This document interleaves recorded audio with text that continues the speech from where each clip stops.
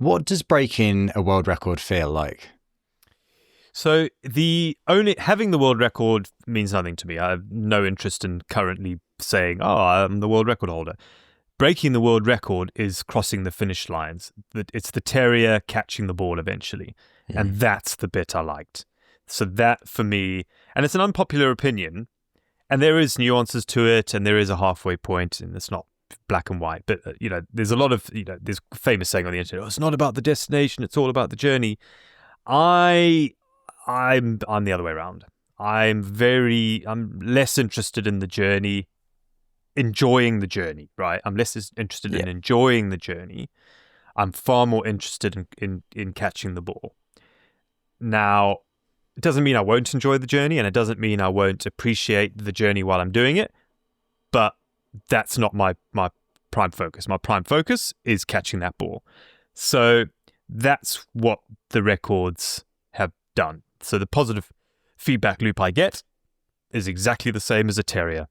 He catches that ball, he feels great, he brings it back to the owner throws it again.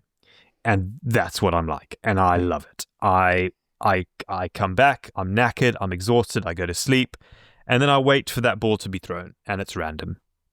Okay, that was going to be my next question. Like, how long do you stay satisfied for after that ball's been caught, that finish line's been crossed? Yeah, usually if I just had to put a random figure on it, probably 2 years. So after 2 years, I'm then like, right, okay, now I feel like I need to chase something again. So it doesn't always have to be, because that's the other misconception people have is, oh, it's got to be bigger and better. It's happened that way often, that the next thing is bigger and better, but not always. The next thing is just something that I think will be difficult for me to achieve. I feel it has to have a 90% chance of failure linked to it to get really satisfied from it. So for example, I ran the length of Britain, 44 days, marathon a day, 44 days. That, I would say, had a 90% chance of success. I think it probably only had a 10% chance of failure for me at the time, at my fitness, and to do it that slowly, a marathon a day, which is not particularly difficult. Had I decided to go for the British record, which is 10 days, Dan Lawson, that has a 90% chance of failure. So that excites me way more, for example. So that's sort of what I think about, So I'm doing Ironman Wales next year.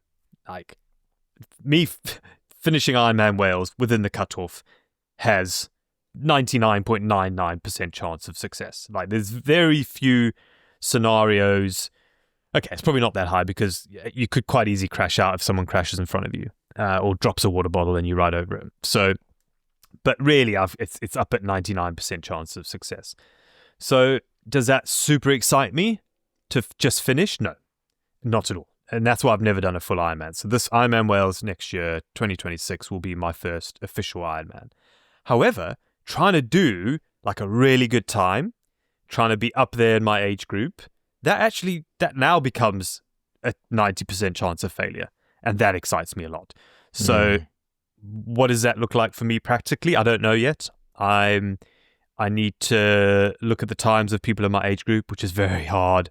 Because also, well, luckily I'll be in the next age group. I'll be 45 to 50. So I'll be the youngster. I'll be one of the youngest in that age group bracket. So if I have a chance of doing well in my age group, next year's it.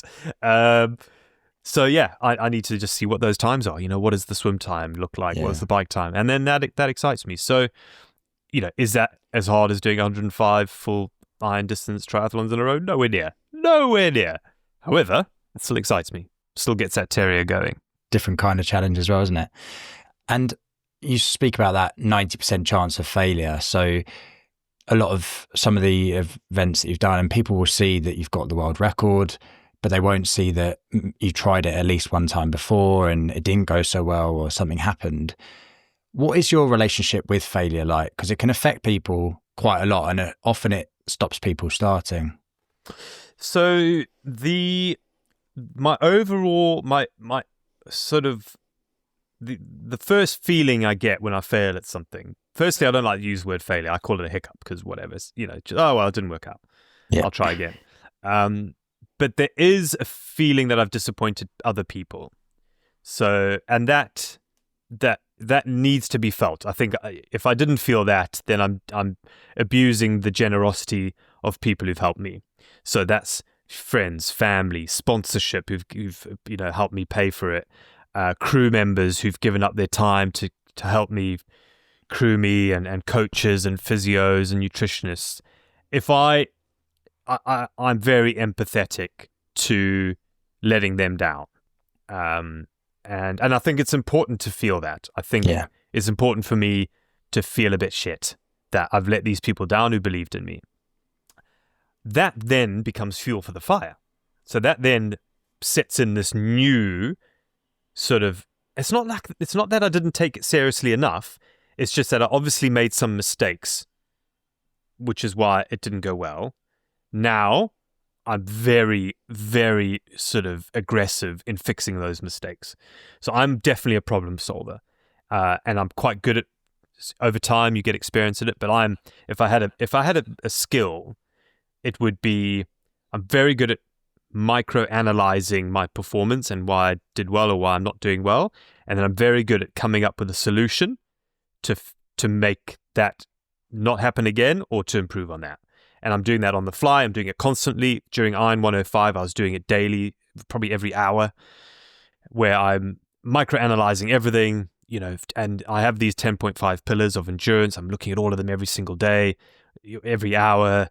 And that is, it keeps me kind of my brain busy. So when I'm in pain and misery, I'm like, well, I can't think about that. I need to think about the 10.5 pillars and then work on those. So whenever you do stumble across a problem or things didn't go the way you planned, that's the muscle you need to engage. The muscle in your brain that goes, right, that didn't work out. Let's write it down. Like, let's just write a list. What went well? What didn't go well? How can I improve on that? And it's all about these micro improvements.